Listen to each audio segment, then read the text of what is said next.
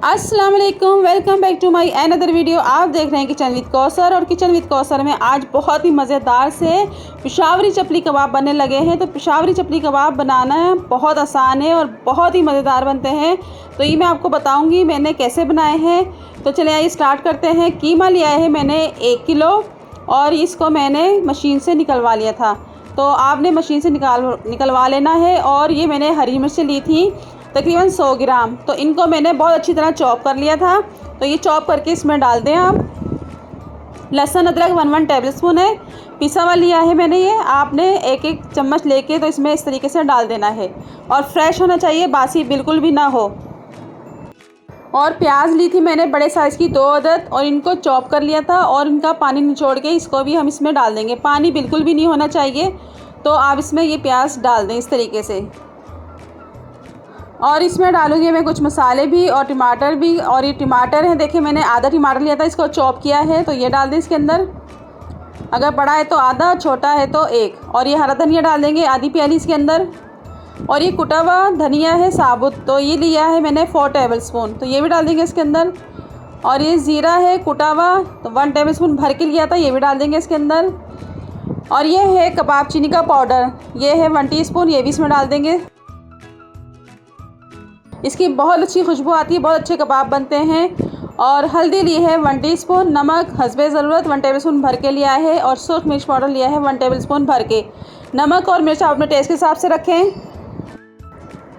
तो ये मसाले भी डाल दिए मैंने। और ये है मकई का आटा, तो मकई का आटा इसमें लाजमी जाता है, इसी से ही ये इसकी रेसिपी बनती है। ये मैंने लिया था आधी प्याली, तो ये भी डाल दिया है। और मकई के आटे को आपने छान लेना है। अगर मकई का आटा नहीं है तो आप बेसन को भून के इसमें डाल दें। और 2 अदद अंडे डालने हैं इसमें मैंने। तो अंडा पहले इसको मिक्स कर लेते हैं, इसको अच्छी तरह मिक्स कर लेते हैं, फिर अंडे डाल के दिखाऊँगी मैं इसमें।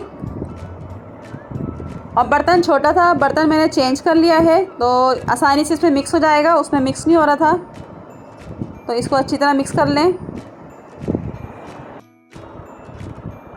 और ये मैंने मिक्स कर लिया है, लेकिन अभी थोड़ा सा मिक्स करना और बाकी है। जितनी अच्छी इसकी मिक्सिंग होगी उतने अच्छे कबाब बनेंगे।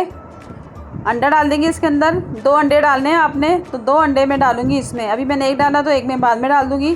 तो वो वीडियो स्किप हो गई थी, वो मैं दिखा नहीं सकी। तो इसमें 2 अंडे डालने हैं आपने।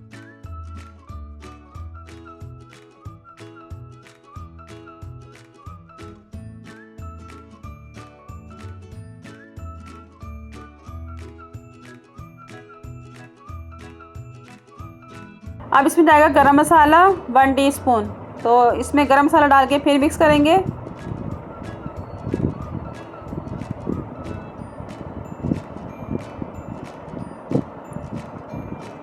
और बहुत अच्छा सा मिक्स कर लें इसको। अभी से इतनी अच्छी खुशबू आनी शुरू हो गई है, तो पकने के बाद तो बहुत अच्छी आएगी।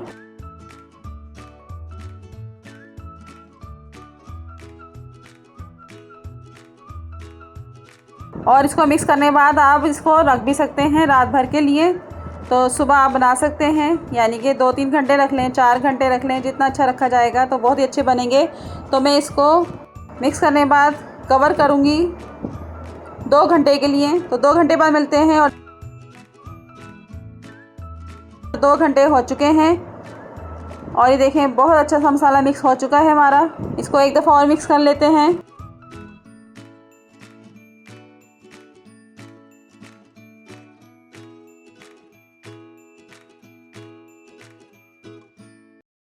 अब इसके कबाब बना लेते हैं।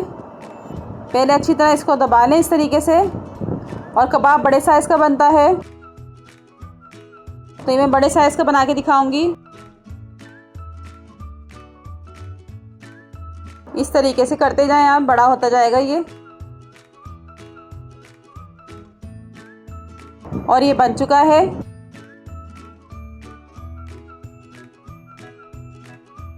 और इसको एक ट्रे में रख लेंगे। दूसरा भी इसी तरीके से बना लेते हैं। और ये बन गया है, तो इसको हम फ्राई कर लेते हैं।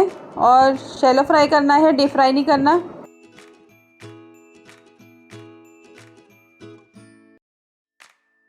तवा लिया है, मैं तवे पे बनाऊंगी। तवे पे बहुत अच्छे बनते हैं। हल्का सा ऑयल डाला है, ऑयल गर्म हो गया था और हथेली की मदद से तो इसको इस तरीके से आप फैला लें। आपने देखा होगा पेशावर वाले जब चपली कबाब बनाते हैं तो वो भी तवे पर डाल के उसको फैला देते हैं, तो इसी तरीके से मैं भी कर लूँगी।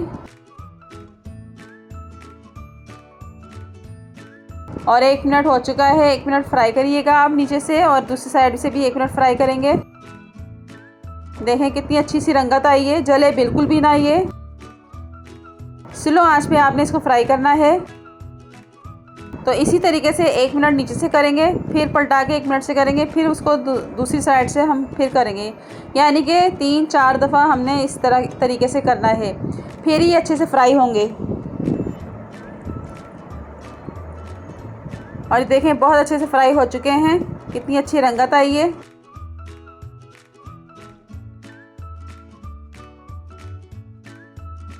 तो मैं इसको निकाल लेती हूँ और बाकी के भी इसी तरह फ्राई कर लेते हैं।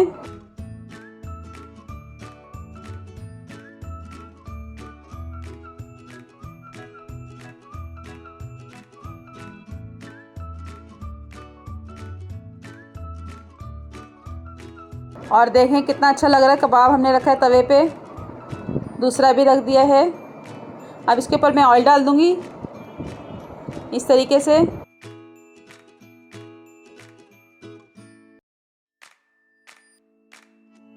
और कबाब रेडी हो गए थे, मैंने निकाल लिए हैं और देखें कितने अच्छे लग रहे हैं। मेरी रेसिपी अच्छी लगी तो लाइक शेयर ज़रूर करें, सब्सक्राइब नहीं किया तो सब्सक्राइब कर दें, साथ बेल आइकन के बटन को क्लिक कर दें। और मिलते हैं नई रेसिपी के साथ। फीडबैक में ज़रूर बताइएगा और दुआ में याद रखिएगा। अल्लाह हाफिज़।